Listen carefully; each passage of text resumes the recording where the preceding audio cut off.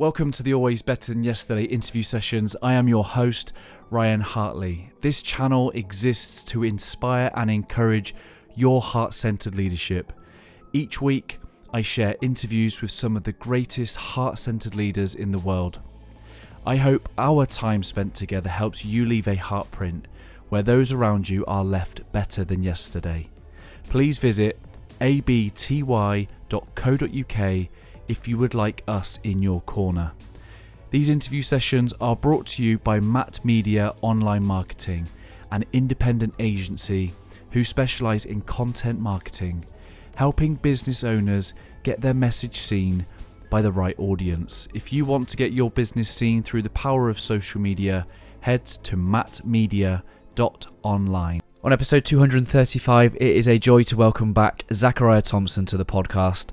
Zach first appeared on the show 5 years ago. Since then, he's delivered a TEDx talk, he's become a father, and founded the Scatter Joy Project, a non-profit movement that fights for mental health and works to make care accessible and affordable for all. It's an incredible conversation, one that I hope empowers your mental health, one that I hope encourages you to scatter more joy. It's episode 235 with Zachariah Thompson. Zachariah Thompson, welcome back to the Always Better Than Yesterday podcast. How are you, brother? I am so good. I'm so excited to see you. So excited to have this conversation again and just get up to speed on life. What's it been? Five years since episode 14, which was September 2018. A lot has happened since then, man. Yeah, that's probably a cringe-worthy episode on my part. I'm like, I don't really know what I said on that. So well, yeah, but not really. It was really good. I was just listening back to moments of it, and it's really interesting because on my part as a creator, like there's a guy, I've barely got a beard, like I'm clearly like I've grown into this podcasting thing. So there's just moments of, and it was a Facebook Live as well. So like I've clearly grown into my craft. I love the way that you've stepped into, many different expressions of your heart since as well. And I think since we last spoke, not only have you done a TED talk, you've had 2 children. I think you've had a period of ministry, and now you're doing this incredible thing around and Scatter Joy. And I've been repping Scatter Joy over here in the UK for the last couple of years, man. It's been a joy to watch. Yeah, it's been fun. I've lived a lot of lives in the last 5 years. And like you said, I feel like you were saying, you've grown into more of your purpose and kind of had like clarity on that. I think I've done the same. Life is kind of weird. It's like it doesn't make sense moving forward. It only makes sense looking back. And now you kind of like continue to peek in that rear view mirror and you're like, oh, okay, like that was the connection, like that was the route, that was the path, that's where I was supposed to be guiding the whole time. So yeah, it's fun to look back on that for sure. Yeah, that was a lot of our first conversation was around purpose, and we'll kind of get into your story in a little bit for those that are unfamiliar with episode 14. But one of the things that I've done on occasions over the last 5 years is I think I've dropped you a couple of voice notes just to go, dude, I appreciate you. Like, I appreciate the example that you showed me, because episode 14, 2018, that version of Ryan, like that man wasn't faithful. Like that man did not have a relationship with God, nor did he want one. And I come to a point where there was a point in my life, 2019, where I started to look back at some of my friends that I'd connected with. You, Luke Frazier, Christine Saunders, Jonathan Darling. And there's this one line in Bob Goff's book, Love Does, which I got the recommendation from you, which says, sometimes God sends a friend. And it's like, I looking back and I was like, okay, I had a number of friends, you included, that just came to show me what it meant, what it looked like to be, a follower of Jesus. Because in England, I hadn't been part of any of that. I assumed that church was for people that were above the age of 70, that was in a pointy building, and I just assumed that wasn't for me. And I look back at that period of my life, and God sent me some good friends, man, you included. So thank you for that. Man, I appreciate that so much. I know exactly the voice notes you're talking about, and I don't know, man. It's just like, it's just really, really impactful. That action for the person on the receiving end too. It's like, wow, like that means a lot. So I appreciate you doing that. Yeah, it's I think like as you grow and as you grow in your faith and as you grow as a person and within your purpose, like I think it's not understanding that it's not just you. Like Mm, it's never just you. Like we are so created to be connected. mm. And you were talking about the quote from Bob Goff, and it's like sometimes God sends a friend. And I don't know if you've studied like literature at all, but if you know like the journey, the hero, or gosh, Mhm. what's it called? The Yep. journey of the hero or Mhm. hero's journey. Yep. And there's always like this moment of like, okay, I'm gonna dive into this. And then there's friends and mentors and different things that coincide with that. Like every great story is built off of this storytelling model. And it's never just like the hero. Like the Yeah. hero has friends and mentors like Harry Potter had Hermione Yeah. Yeah. and everyone Hagrid and all these Yeah. different things. Like even Jesus, like Jesus had different people in his life that Yeah. came like shoulder to shoulder, arm in arm with him. And so, yeah, I think more than anything else in the past like 5 years, I've come to realize like we are created to be connected. And Mm. if you've seen what's happening in the world over the last 5 years, there's a lot of division that Mm. is really honestly like clarifying that point. Like we're created to be connected. And Mm. like I think the more and more we think about that, the harder it gets.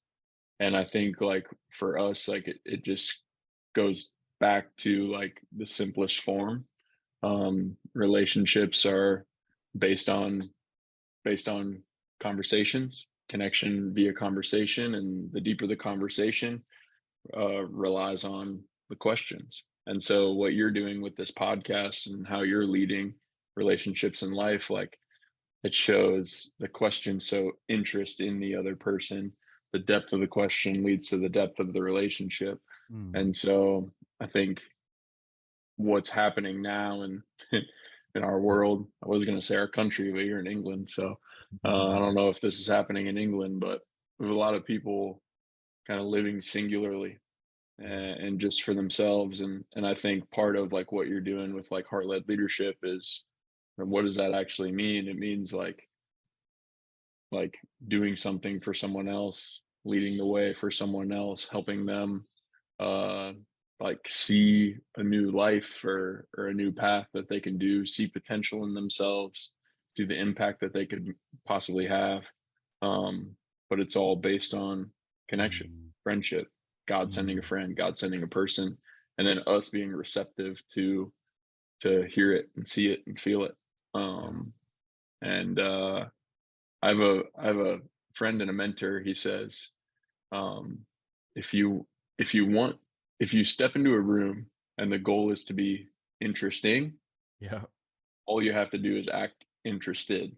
Mhm. And so like the goal shouldn't be to be interesting. It should just be to be interested in other people. And that's gonna shine a different light on you as a leader because you're leading Mhm. with questions and a general interest in other people. And so that's one that's gonna like stick with me the rest of my life, I think. Like, how can I just be more interested in this person or this community or this environment? So, but I appreciate that lens and that mindset shift that you have. It's like, man, it's just about connection. Friends, thank you for being here so far. I just want to have a heart-to-heart moment with the men. Men, are you tired of going it alone? Do you want to connect with other men who have been there, who have gone before you? Then Akira is the group for you. We know that as men we're supposed to have it all figured out, but the truth is none of us have all the answers. Well, that's where Akira comes in. Our group of successful men is here to provide you with the support, guidance, and advice that you need to achieve your goals. We don't just talk the talk, we walk the walk. Our members have been through the ups and downs of life, and we've come out the other side wiser and stronger. We want to share our knowledge and experience with you so that you can avoid the pitfalls and reach your potential. Akira is our brotherhood. a place where men can be vulnerable, share their struggles, and celebrate their victories. We meet regularly to discuss the issues that matter most to us, from career, finances, relationships, and personal growth, and we do it all in a safe and confidential environment. So if you're ready to level up in life and become the best version of you, the best version of you for yourself and those you lead, then consider joining Akira today. You can find out all the information that you need at abty.co.uk/Akira. The link's in the show notes. We're waiting for you, brother. Thank you, man. I love the way you just package that up. And you're right. The stuff I see on TV, and I don't know whether it's like a caricature of what it's like to live in your country, but it is. You're right. It's very divided, very political. It's very red or blue. It's very, there's not a lot of unity and division being the core message of what's going on. And I guess how have you found the last few years then, with that being the prevailing attitude of particularly with the COVID story and the way that that's kind of ripped through communities, and with the online stuff getting really noisy and like, Yeah. how do you, with a heart for this side of connection, I can see over your shoulder, it says patience is also a form of action. I can see that over your shoulder. Like, Yeah. how do you balance patience with like seeing this world that is possible?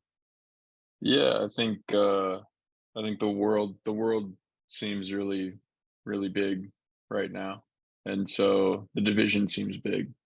Um, but I think sometimes like you have to zoom in on like your world and your Mhm. community. And I mean, there's a Mm. there's a quote I think from Gandhi. It's like, be the change you want to see in the world. Mhm. And that gets really overwhelming for a lot of people. And it does for me when Yeah, I see the world as big as it is. yeah, But I know that there's nothing I can do singularly, to change everything that I would want to see changed. yeah. Um, and knowing that maybe the change that I want to see isn't 100% the change that needs to happen, right? Like, I'm not egotistical enough to think like the change that I want to see is the right change. It has to take collaboration and community and connection, but I think being able to scale it down Yeah. is something that's brought me a lot of peace and a lot of ease of like, okay, what is my close circle of community? How can I Yeah. impact that? And then what's the ripple effect of that? Um, I really because relate if, to that. I really relate to yeah, that because, like, I think something that gives me real purpose and able to shut out all that outside noise is the fact that I'm a father. Yeah, I've got two little kids with eyeballs watching everything we're doing, and I think sometimes that grounds you into, okay, how am I showing up in this moment? mhm, What am I pouring into? Because I think sometimes it can be a bit overwhelming, isn't it? That idea of changing the world. It's just like, how do you get back to just leading the one in front? yeah, it's so good. And I think, gosh, talking about kids, it's th- like they something that has like changed my perspective on whatever I'm doing from like a productivity standpoint or professional purpose or different things like that. I would get really overwhelmed with like trying to change certain things. Like right now, the focus is mental health, always has been, but it's in a different way. And Yeah. so I get overwhelmed a little bit with that mission because it's such a big mission right now, because mental health is such a hot topic, because there's so many people struggling. And I mean, you mentioned scattered joy. Like the word joy has become like a really big focus in my life. But what I've learned from my littles is that joy demands presence. Yeah. Like, and so if I'm not like fully in tune with like the people that I'm present with or the work that I'm currently doing or presently doing and the circle that has like understanding again the shrinking of my community and the people that I'm present with right there, or the work that I'm present with right there, just brings me a lot more peace, brings me a lot more passion because I'm more focused within the work. But the joy demands presence thing kind of comes from like when my daughter was maybe 1.5, 2.5, like in that age range where she's continuing to say, daddy, daddy, hey, dad, dad, dad, hey, look with your eyes, look with your eyes. And Yeah. and if she's like demanding my presence. Mm, And I know that any moment that she captures my presence, I'm having more joy because yeah. I'm focused on her and everything that she brings to my life. And so I just take that example of like Yeah. kind of taking that from just like that father-daughter relationship and saying like, what else is demanding my presence right now or should be, and can I just latch onto that? Because I know if I do, and I really focus the intention on the present moment with the work that I'm doing or the things that I'm trying to change or do within a very like smaller scale, that's going to Mm, bring me a lot more joy than if I'm thinking about the future of the country or the world or mm, even my like state or community or different things like that. Larger scale stuff brings me mm, anxiety. mm, And it overwhelms me to think that like it's bigger than me. I can't really change it. But what can I do is I can shrink down. I can be present with the community work that I'm doing or the people in front of me or the things that we're planning uh, for smaller groups of people. And then mm. hopefully that creates this ripple effect that we want to see. So, It's but nothing yeah, like joy demands presence. That one's going to stick with me for sure. oh, it's powerful. I'm sure it's going to stick with people that are listening too, because there's nothing quite like having a business and a brand called Scatter Joy than to keep you accountable to scattering joy, right? I Right. talk about heart-centered leadership, and every now and again, my wife goes, "Oh, heart-centered leader, right?" She's like, yeah, yeah. Yeah, yeah, yeah. Well, there's grace for that, babe. There's grace for that. I love that. I love Yeah. that. Yeah. Yeah, Well, I'm it's definitely holds you accountable. You gotta 100%. and that's why we do the t-shirts. I feel like it's almost like uh when you throw a t-shirt on, you become an advocate for joy. Like you Mhm, become an mhm. advocate for that kind of existence. And so that's why my whole wardrobe is scattered joy now. Yeah, it's powerful. You're right. I become an advocate, and I love wearing this out in public. I've wore it to festivals, I've wore it to church, and wherever I go, people tend to ask questions about it. Oh, I really like your t-shirt. Where'd you get that? And I'm always directing them to your project and your page and things like that. And you're right. I know that the project is a bit of a Trojan horse. It's like, you've used your clothing branding to get the message out there. And I know there's a real serious message, which I want to kind of get to in a second. But on the back of this t-shirt, it says that there's strength in your story. There's Mm. strength in your story. And I can't tell you the amount of people that come up to me and almost point that out and say that they really love it. But before we talk about the overall brand and we talk about the overall mission of Scatter Joy, I want to know what the strength in your story is.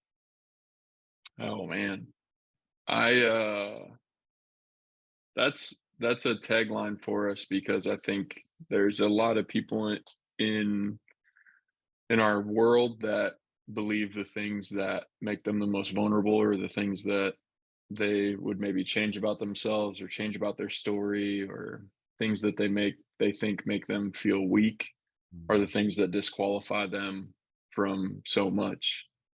And I think that reminder of their strength in your story is saying like your purpose includes your imperfections. Like mm, your mm, worth, one of the things that we always say all the time is your worth has nothing to do with your progress. Um, and it's just this like subtle reminder that like sometimes like the things that I thought directly unqualified me from yeah, helping other people. yeah. Like I was diagnosed with an anxiety disorder when I was in seventh grade. Mhm. And I would find myself like in high school, like crying in bathrooms. And I'm like, this is not who I'm supposed to be. And I felt a lot of shame within the emotions that I was feeling or the things that would overtake me emotionally and mentally when I was growing up. And there was this moment where I kind of came to grips with like, man, I think, and it was friends and mentors in my life that spoke this into my life because God sends friends Mhm, sometimes and mhm, we're supposed to be connected, but a lot of people reminding me that the things that I thought disqualified me actually uniquely qualify me to help someone that is struggling with the same thing. Mm, And so for people that have like struggled with anxiety or depression or suicidal ideation or any mental health thing, mm, actually me struggling with it, grinding with that my entire life, coming out on the other side of it and still struggling sometimes with it because I don't think you ever graduate from mm, mental and emotional health. Like you're never going to bat 1,000 with it. That journey uniquely qualifies me to walk with other people that are walking the same path and walking the same mm, journey and struggling with the same things. And so that's the strength in my story. I think it's like it it's it's reminding people of the strength in theirs. It's reminding people that like this is cliche, but it's like the strongest choice that you can ever make is to be vulnerable, and then where that mm, vulnerability leads you is to community. Like there's something that's really powerful on the receiving end of you saying like, I struggle with this. And if it's accepted on the other side and met with two words that I think are really powerful in our human connection is me too. Like me mm, too, dude. Like I struggle with that too. And I think that's more common on the female side of things. mhm, mhm, And that's why sometimes I get jealous of my wife and I'm like, man, you have like really, really close friendships. And they're like, yeah, we just talk about a lot of stuff. And I think from a mm, male perspective, like we don't get to the Me Too level as quick or as mhm, comfortable. mhm, And so I think like that's a little bit as well of like the strength of my story. It's like trying to lead that change a little bit and saying like it's okay to be vulnerable or show your weaknesses because what mm, that does is it brings more connection, it brings more mm, community, it makes people more relatable, and then you're able to solve that problem better. yeah. um like you like and you want to talk about something really hard is when you're struggling with something and no one else knows about it. It's really hard to solve problems by yourself singularly, and so if you can No matter how voice much we those. might try. Yeah. Oh my gosh, I've tried so hard for a long time in my Yeah, life and still do sometimes that my yeah, pride gets in the way. yeah. Um, but to be able to say like, no, like the strength in my story is actually to voice these things that I struggle with, Mm, and what that does is it brings people together, it brings people to me, and then I'm later able to support people in the same way. And so the strength isn't, again, it's not individualistic, it's mm. community driven. um because yeah, we're stronger with other people like walking arm in arm with us. So I truly believe that, and it's interesting that you've led with strength and vulnerability because one of the kind of scriptures that comes to mind that's been really transformational in my kind of mind the last few years is I think everybody knows the scripture where Paul is pleading with God to remove the thorns from his flesh, right? mm, He appeals 3 times for God to remove the thorns from his flesh. But in the Passion translation of that scripture, God responds with, "In your weakness, you will find my fullest expression."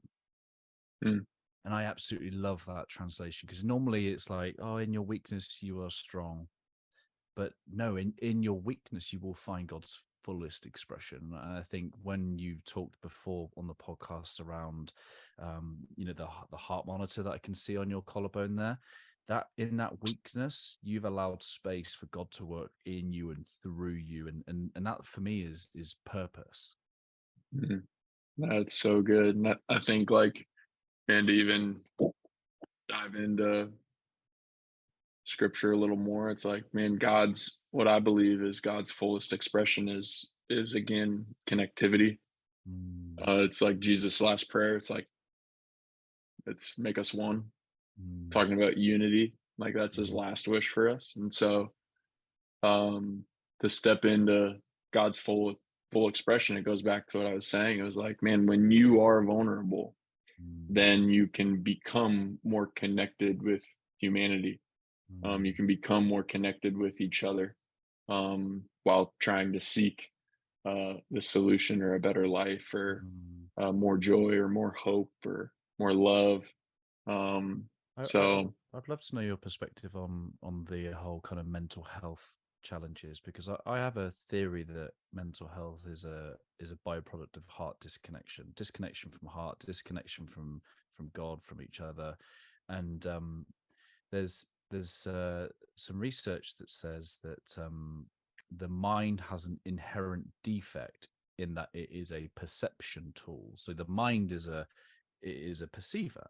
It's not connected to so it's receiving information, then it has to try and make meaning and sense of it. And to do that, it has to be based on there's a me and there's a you. So it by the nature of the mind, it has to put things into duality.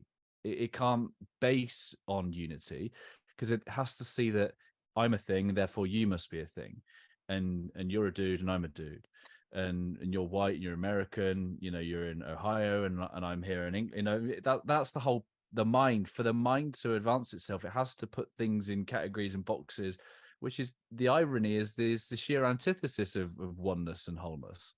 yeah, yeah. I've always, not always, recently have come to grips with the detriment of labels Right. like that, like you were saying. It's like right now, I think there's a lot of people trying to like find their tribe or like find their community Yeah. or find their people, and if we're not careful, then our people become like disconnected or enemies of other communities or other um, tribes or labels and different things. And I think you're right. I think we label things to better understand them, but I think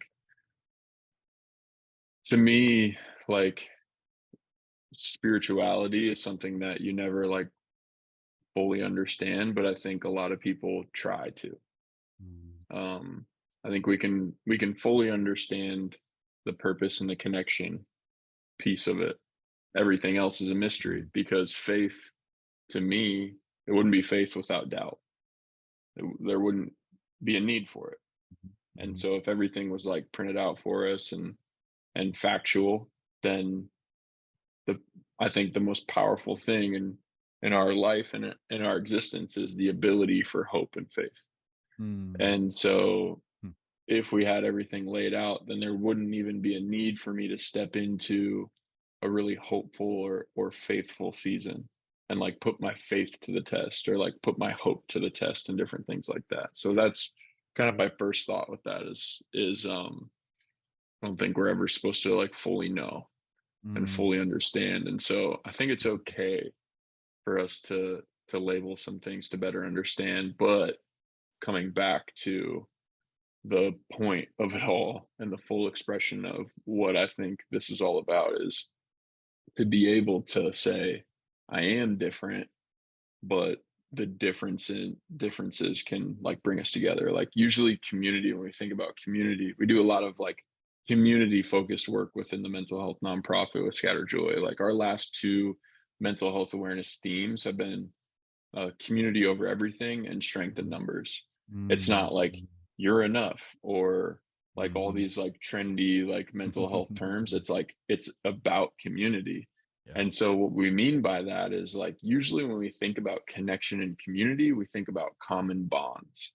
Mhm. And yes, that's like great. Like it's amazing to say like, oh, we love the same football club, or oh, we love the same food, or oh, we celebrate the Mhm. same holidays, like we believe in the same God, and like that forms bonds.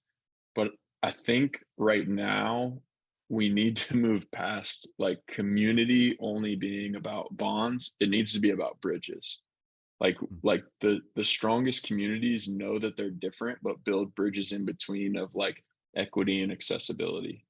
And so to see the value in the differences, or to see the value in people that think different, act different, believe different things, because it opens yourself up to new horizons and awareness as well.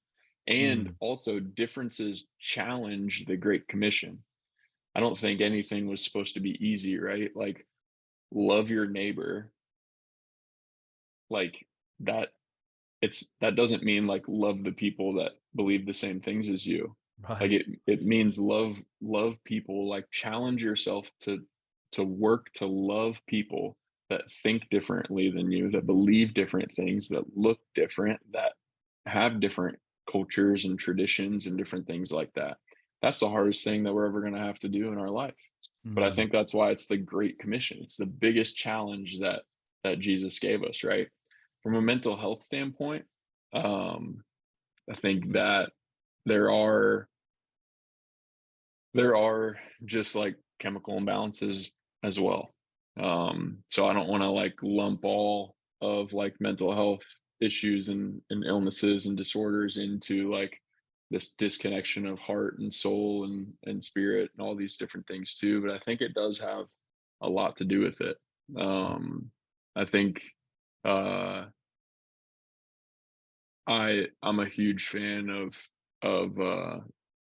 of what some people think is like just a trendy conversation right now, but like just looking back on like childhood Mhm. experiences and Mhm. traumas and how they Mhm. shape your beliefs and mindsets.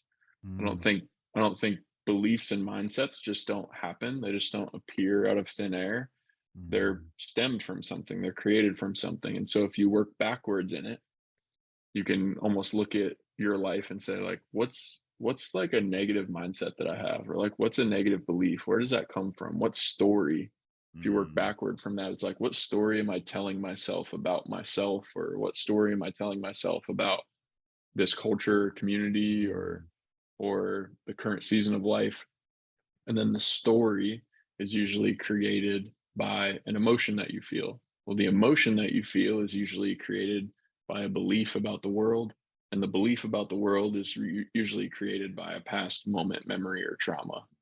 And so I've always looked at it where it's like my need of perfection comes from so many different moments in my life. Mhm. But one example that I use is that uh, I remember growing up and playing catch. I was a baseball player. I remember growing up playing catch in the backyard with my dad, and we were ramping it up on each other, throwing it as hard as we could back and forth. And he was matching my speed and my velocity, um, and uh, and then from there we were like looking at location, like where are you throwing it? Like you got to throw it right to my chest, and there was a moment where we're gassing it up, it glances off my glove and hits me in the face. And that was Mhm. like a moment that stuck. And I was like, man, I'm just like not good enough to keep up. And then that was a good thing because I was like trying to challenge myself to be Yeah. Yeah. competitive. But then right after that, we were uh my dad goes, hey, if you don't hit me in the chest, I'm going inside. Like if you don't throw it to me, I'm going inside. So basically what he's saying is don't make a mistake or we're done. Mm. And there's nothing against my dad. My Yeah. dad's like trying to develop a skill within a Yeah. sport that I'm passionate about. But if I don't take that the right way as an adolescent or a kid, and then those moments continue to happen where I miss the mark, Mm. and then the moment's done. I miss the Mm. mark, my dad goes inside. Or I Mm. miss the mark and a relationship is over. Or I miss the mark and I'm shamed for getting a bad grade on a test. Mhm. If those moments continue to happen and I don't have people in my life to explain like the emotional resilience side of things, then I Mm. think that develops into mental health Mm. issues over time. It did for me. And so I think like there's a powerful practice in thinking about like what do I struggle with right now? What story am I telling about myself? What emotion does that come from? What belief about the world do I have? And then Mm. what singular moments in my life like have fueled the rest of those things? Um That's I think powerful, man. it's You know, yeah, I my think my it's always connected to story. Like it's always connected to like your narrative that you're telling about yourself and how you're trying to connect the dots or how you have Mm. subconsciously connect the dots too. And I think like that's why this work is so hard, right? Yeah. And I love the conversation around community. My community manager, Abby, and I, we have a side podcast, and every month we put out a conversation around this very topic. What does it mean to be in community? So I love the way that you've just described that around the bridges as well. That's really powerful. I'm going to share that with her for sure. One of the things that you talk about is a compassionate community. And one of the things I really like to do is take the kind of like the meanings of words, like where does the root of certain words come from? And the word com means to be with. So for me, the image I get of community is to be with each other as one. Com and unity, be together as one. And then you look at the word compassion, to be, because in the Jesus time, passion means suffering. Passion isn't all the joys, and passion is suffering. Yeah. That's why it's called the Passion of Christ. So I think that compassion is to be with each other in suffering. And I think if you can create a community, which is what you're doing, is where you can be together as one during that time of suffering, man, that makes healing possible, right? Yeah, I think that's the first step to community is compassion. Again, like the whole language around like their strength in your story and the importance of vulnerability, and how no deep true connection can be formed without understanding and voicing like weakness or struggle or vulnerability, because like that increases the depth of the conversation. And if, again, like I said, the depth of the conversation increases the depth of the relationship. And so I think like compassion is the first part of like really true healing, bonded, bridge like community. But I think on the other side of that, it's interesting. I have a friend, his name's Houston Kraft, and he's an amazing communicator, and he's obsessed with this word mudita, which I don't know the origin of the word. But what it means is to experience, like to experience joy for another, like to experience joy together, to experience joy in community. And what's interesting is we don't have a word for that in the English vocabulary. We just don't. And I think because it's not truly like emphasized. I think that's the second part of community. It's like compassion and then mudita. It's like, can you build connection, true connection through vulnerability and struggle, and be there for each other, understand each other's stories, like that level of like awareness and understanding. Man, if I truly like have compassion for someone that is different than me, or I felt like I would never have a connection, like the vulnerability of like, wait, this person votes different than me, looks different than me, has a different religion than me, has like a different like culture than me, but we struggle with the same thing. Like that leads to more compassion, right? Because like you said, it's like sitting and suffering together. But then on the other side of that, what I think fuels continued connection in relationships is experiencing joy together too. It can't be one without the other. It has to be both together. And so like this focus on mudita, like this focus on like, can we do the compassionate work and like kind of create community around that, but then move away from that? Because what I sometimes get stuck in myself is I get stuck in my own suffering. Like I get stuck in my own story. I get stuck in my own like heartbreak or things like that. And that's not healthy either. Like you have to have people that move past that with you, and to experience joy and to do these things together and celebrate together and test the limits together from an experiential like life standpoint. And so I think that's important to understand, like within the community conversation, it's like it has to be both. I think from a mental health standpoint too, it has to be both. Because if I start to voice my struggle or voice my anxiety and depression and my struggle with suicidal ideation or different things like that, and I never move to mudita, I'm constantly always thinking about it, and I may be stuck in that season. And there is like this healing component of voicing that, but I think there has to be this transitional period out of it. Yeah. There are some horrifying numbers on your website around mental health in numbers. Talk about 52 million Americans battling a mental illness. That's 1 in 5. You talk about 1.2 million suicide attempts per year, and of those that complete 46,000, 79% are men. And I think there's something happening within the men's space at the moment. I interviewed a guy called Dr. John Gray, who's the author of Men Are From Mars, Women Are From Venus. And one of the things that he says is that men are, if we're talking about the masculine, their inherent strength is one of problem solving. Their natural weakness is compassion, because compassion is a feminine trait. There was an analysis of Jesus on the cross, and it says that actually it was only the women that were present. Other than John, there was mainly the women that were present. Why? Because for the disciples, there's a guy on a cross. That's a pretty big problem you can't solve, right? Yeah. And so the masculine approach to problem solving, when applied to an emotion, well, emotions aren't problems to be fixed. So when a man discovers that he can't fix his emotions, what does he conclude? I must be broken.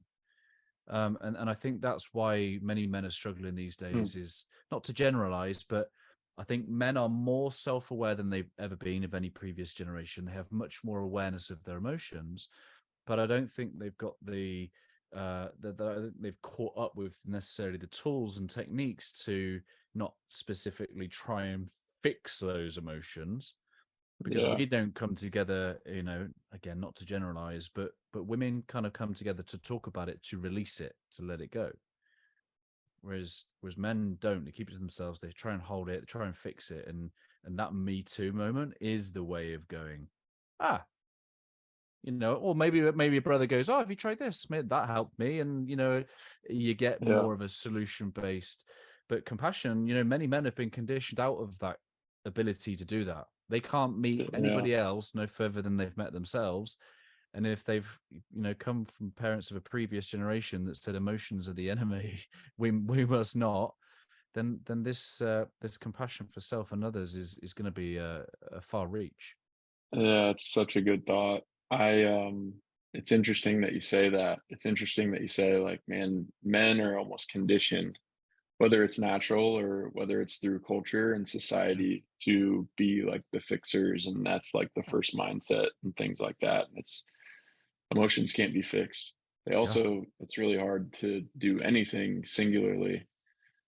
I think that's a little bit of my gripe and issue with the self-help. The self-help, like category of media right now, or books or different things like that. It's like I've gained, there's a lot of books sitting behind me that probably a majority of them are self-help books, because it's also what I'm interested in. It's also like my profession to some extent. But I have never taken like a self-help book and then put the tool to practice consistently without like accountability. And so again, it's like, it's almost like the self-help aspect. It's like there has to be another step to it. Like, can you do this in a way that's like community driven? And I don't know, Ryan, I don't know if that's going to get any better from a masculine male side of things. Like, I think that is a big struggle and will continue to be, because of this cultural condition of like, you should be tougher than that. You're like the head of the household.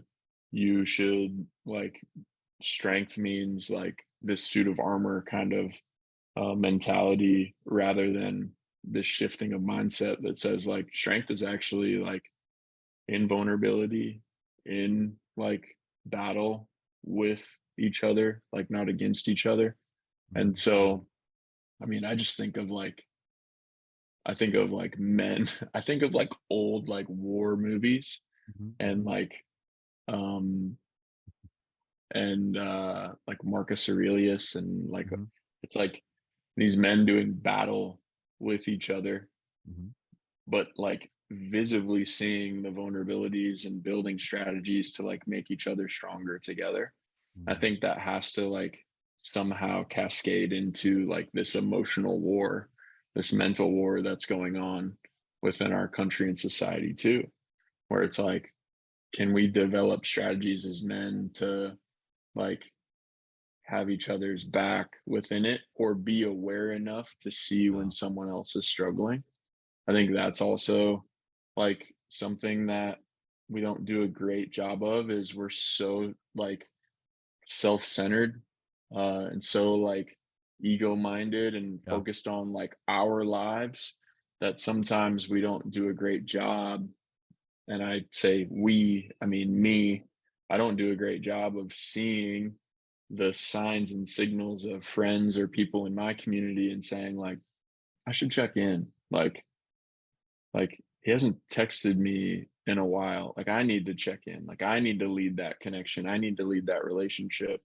And I think if you can lead that in a way and bring more awareness to yourself about people in your community from a male perspective, I think that starts to spark change, and that starts to develop some sort of um, compassionate like trigger within others too. But yeah, I don't. That's the struggle. Like that's the tough part. It's like this cultural conditioning, Mm. um, like over generations, that has told young boys that um, it's the opposite of strength. Man up. Yeah, 100%. And I think sometimes like it's just getting men to experience this. Like sometimes you can't write a sales page to promote, because it's just going to repel. That those words are going to repel. But if you can call brothers into an experience of community so that they can feel it and be part of it and see it, like I've been running a men's group called Akira for the last 5 months, and some of the feedback is just like, man, I feel lighter. Mm, Just simple, isn't it? Man, I feel lighter. And then for me, that brother goes off into life lighter for those he interacts with. yeah. Such a simple thing, but the sheer coming together in itself, it might not have actually fixed his problem, but actually shared it with somebody else who's given a bit of advice and some tips, and he leaves feeling lighter. Yeah, I think there's also something about like the practice of creativity, like Yeah, within the arts and stuff. I think that yeah. opens us up to like feeling emotions better. Um, any event or experience that we do with Scatter Joy, there's always some sort of like creative expression, and usually the performer, uh, more than half the time, is a male, whether it's like a Hmm. spoken Hmm. word artist or singer songwriter or presenter in a way that is like a creative storyteller. And I think that in itself, without beating people over the head with like, share your story, be vulnerable, like show your weakness, get help, find a therapist, like all these different things. I think there's something magical within the creative arts that opens people's like minds and attitudes and beliefs and Mm. um, into being a little softer, being a little lighter, being a little more like vulnerable and compassionate. Um, I think like we're such a like storytelling species. Like Mm. we relate and understand story more than facts, honestly. Hmm. Like if I was sitting like you brought up a TED talk. If I was sitting at like a TEDx event or anything like that, and someone's just got slide after slide after slide and kind of like factual statistics and all these things, I'm checked out. Like I don't relate to that well. I don't absorb that information well. It might make sense to me, but it might not stick. Stories stick. Like creative arts and creative expression stick. And so I think like there's there can be this shift in culture towards that. Hmm. But it's interesting too, Ryan. Like when I was growing up, I was in art classes and I loved pottery and I loved drawing and I loved writing. Like I loved writing. And I used to read poetry. but I was also like the jock. Like I was also like, well, I'm playing football, I'm playing baseball, I'm playing basketball, I'm running track. Like I'm culturally not supposed to be doing both. And so like who people want me to be is this college baseball player or this college football player or this like all conference running. Like people want me to be that. And so I gave up like those creative arts and the creative expressions to fit the mold of like what I thought and what I was being told society needed me to be and wanted me to be. And it wasn't until I graduated college and I got done coaching that I started to like have that. I started to remember the hunger for creative arts again. And that honestly, if I could point to anything, being able to express my creativity helped me heal from like my mental and emotional struggle more than anything else. Yeah. And so I think that there's something so important there, especially for men. I love that. We had Adam Rower on the podcast a couple of weeks ago, and one of the things he said is that creativity is the purest expression of our soul. Hmm. That's And so good. yeah, we have to start seeing, and James McRae from Words of Vibrations said we have to start seeing creativity as a healing modality. Yep, it 100% is. And I think you're starting to see that with like music therapy, or like different practices of creativity within like the mental health space. Because it's that like you're able to it's a vent for emotions. Like it's an avenue, it's an accepted avenue to express.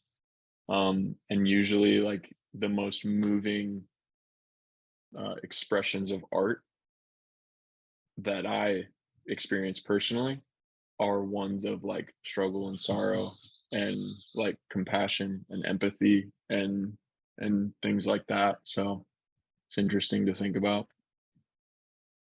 One of the things that caught my attention to get you back on this podcast is you shared a great video at the start of the week or a couple of weeks ago, which is all about the newest thing, the newest expression, but something that you've been wanting to do with Scattered Joy since the very beginning. Tell us about the therapy fund. Yeah, so for anyone that doesn't know, the Scattered Joy Project is a nonprofit, a mental health nonprofit that I launched in January of 2021. And when we launched that, we were looking at the statistics that you were bringing up, and it's just like, wow, awareness is increasing. More people are talking about mental health than they ever have, but at the same time, so are statistics. And so it led to the question of like, what is getting in the way? Like, what's getting in the way of people actually getting help and actually healing? And through like research and just kind of like hearsay within the community, we developed like three pillars. It was the stigma of sharing your story or getting help. Like, there's a stigma with each. The search for help is overwhelming, and then the cost is overwhelming once you get into therapy. And so everything that we've done within the 2.5 years has been pointed towards those three things, whether it's the apparel or the events or different things like that. And we wanted to put those in place first. On our website, we have a Find Help network that connects people with free and reduced cost care all across the country, the United States. And then we also have a crisis text line. But the thing that we launched is the therapy fund. And that's been the goal because we think that the first two are a little easier to get over, the stigma and the search. Like people can find a therapist, but sometimes it's just not. It's just hard to continue that care. And therapy is not like a one and done thing. Like you don't just go to a therapist for a week or a month and you're just like, got it, like cool. Like I'm just gonna go out and crush my life now, but and do these amazing things. Like you need that consistent reminder and coach. And one of the things too that we're trying to help kind of shift the mindset is like therapy and counseling has always kind of had this negative stigma because we've viewed it as like, well, I'm weak in this area, I need help, or I'm crazy, or like whatever. Like I I'm at the point a breaking point. And so that's when I go to get help. Therapy actually is just coaching. Like it's a mental and emotional coach. And I grew up as an athlete, and I would never not accept coaching to become the best baseball player or football player that I could be. And so it's like, why would I not accept coaching to be the best mentally and emotionally healthy person that I can be, to show up for my family better, my friends better, my work better, my purpose better, all those different things. And so the therapy fund is for people that are experiencing like that financial hardship, where they're saying like money is a barrier for me to receive care or continued care. Like I'm seeing a therapist and I have to stop because from a budgetary standpoint I just can't do it anymore. Or maybe I've never even been to therapy, but cost has always been a hurdle. And so people are able to apply um, for the therapy fund, and we'll be able to cover 3 to 6 sessions for them with the therapist of their choice. And we pay it straight to the provider.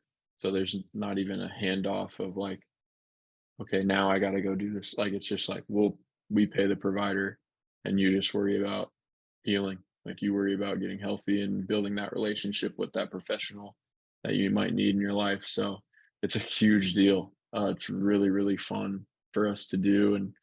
And I think it helps fill that gap between awareness and action. Everything that we do, like I said, is pointed towards like helping fill that gap. Awareness is increasing, so are statistics. There's a gap. And so how can we help people in between? And I think this is a massive way to be able to do that. I love that, mate. There are two types of people that will be listening to this. One that want to get involved and help you spread the message, and there'll be others that want to find out how they might be, how you might be able to help them. So what's your advice to each of those? Yeah, that's interesting because we have like really two pathways within the nonprofit too. It's I'm here to find help for myself or for another, and I'm here just because like I just want to become an advocate.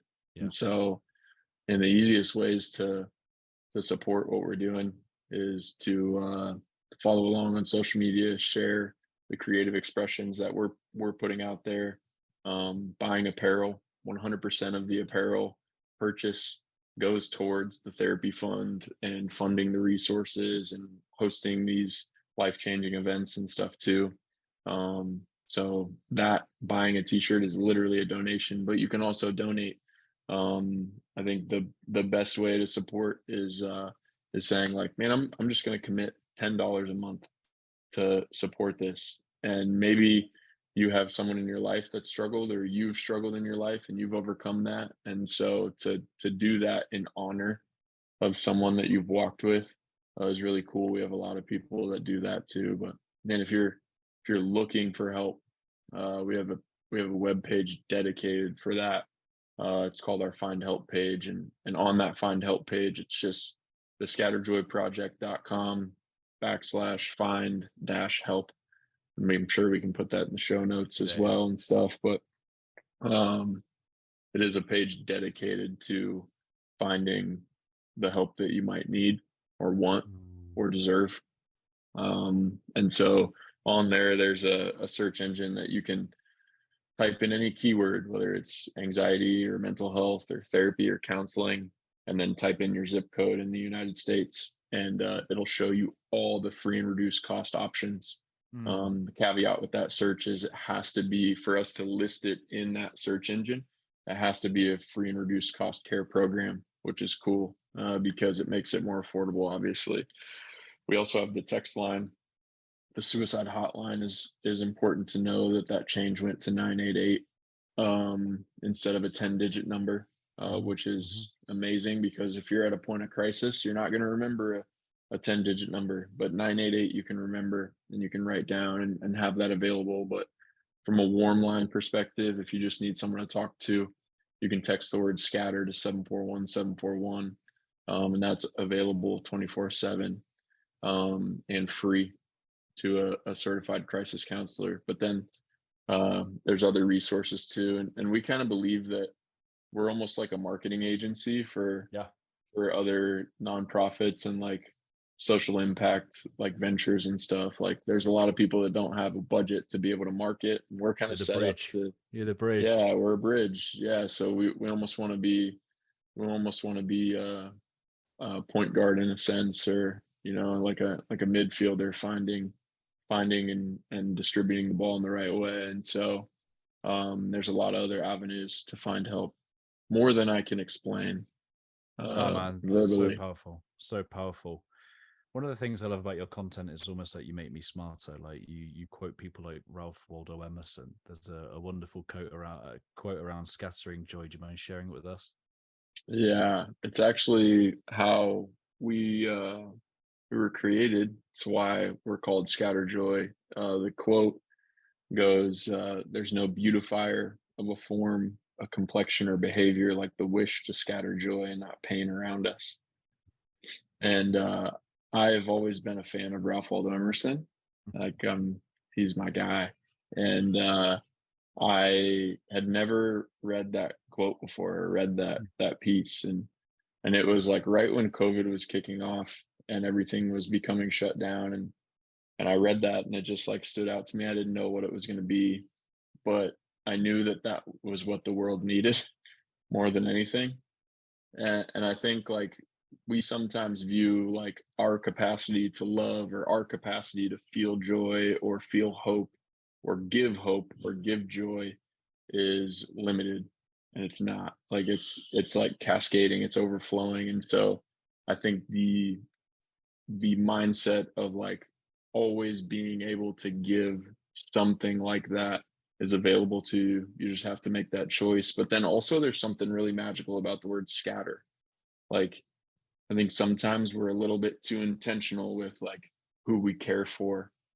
And so Mm. it's like, can you live your life intentionally, unintentionally?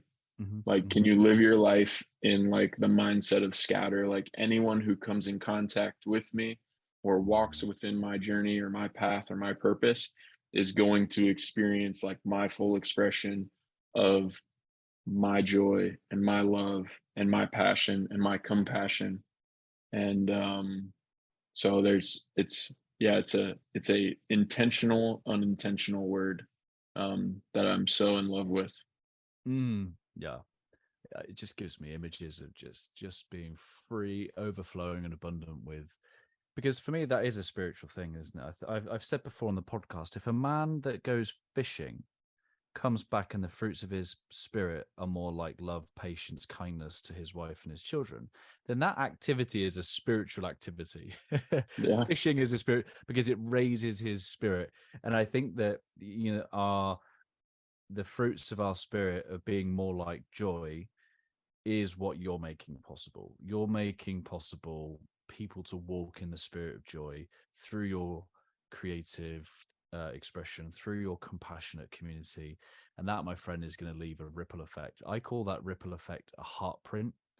I'd love Mm. for you just to take a moment just to reflect or preflect on what you think the heartprint of the Scatter Joy project will be. That's a good question. We have a tagline that we use. We've had it on a couple t-shirts, and we share it a lot at different events or different things that we're doing. But we say the best way to experience joy is to scatter it. And so if you yourself need to find more joy in your life, or you feel like you're void of joy, then go do something good for someone else. And sometimes we've heard the sayings of like, well, you can't pour from an empty cup. And actually, Adam Roa, uh, myself and him, we actually were able to connect in person at an event this past year, and we have a mutual friend named BC Cerna, and he says it like this: like sometimes, like people say you can't pour from an empty cup, but sometimes the pouring is the thing that fills your cup. Like sometimes the scattering of joy is the thing that's going to give you the most joy, and we fully believe that. I think like that mindset and that like mission and purpose of like what we're doing would be the Heartprint, is like for people to understand that and then live that out, just to do good works for other people. because it's going to come back. Love that, brother. Where can people connect? Obviously, we'll stick it all in the show notes. Where's the best place to head and see all your stuff? Yeah, we're pretty active on Instagram, and it's thescatterjoyproject.com, or that's the website, but the Instagram is just the Scatterjoy Project. Everything, wherever we are, it's the Scatterjoy Project. And you can find out what we're doing. September is a big month. It's Suicide Prevention Month, and we always do something really impactful there, with the symbol of a rose, another Ralph Waldo Emerson quote. Yeah, I saw that. Yeah. So that's going to be a fun month, and a way to get involved in a very non-invested way. So stay tuned for that. I'll just give a sneak peek for that. You got to follow for more info there. Well, considering you've got a dodgy heart, your heart works pretty powerful, my friend. It is powerful. It is felt. It is well and truly alive and kicking, and it is a blessing to many. So thank you for the way that you bring your heart to the world. Man, thank you. Thanks for using your platform and your voice and your interest in other people's purpose and compassion and joy. Yeah, you're making a huge difference, man. Thanks, Ryan. Thank you, brother. Have you got a final thought for us? I'm spent. All my thoughts are overflowed. And I think just it says something over your shoulder. It says you'll think of something. You'll think of something. You'll think of something. They'll think of something. Listeners will think of something. Take something and apply it. My final thought would be figure out one way to scatter joy today and go do it. Yeah, man. Brother, I appreciate you. I could have done 3 hours talking to you, but that would not be respectful of your time. And just appreciate you. Love to the family, and we look forward to sharing this episode and scattering more joy. Absolutely. Thanks, Ryan. Love you, man. Cheers, brother. Thank you for making it to the end of the interview here on YouTube. I hope that our time spent together has left you a little bit better than before you push play. Before you go anywhere, please leave a comment down below, some of your key reflections, your key takeaways. I love hearing from you and what this conversation has inspired in you. Let me know what you're going to do as a result of this conversation. I will be back next Wednesday, where I will share another inspiring guest. To make sure that you don't miss that, please do subscribe, hit the bell, and you will be notified as soon as it goes live. If you're curious to know how I, through Always Better Than Yesterday, can serve you, your team, your organization, please do visit alwaysbetterthanyesterday.com, and it will be my honor and privilege to help you in any way I can. Keep leading, my friends. I've been Ryan Hartley, host of the Always Better Than Yesterday podcast here on YouTube. Always love.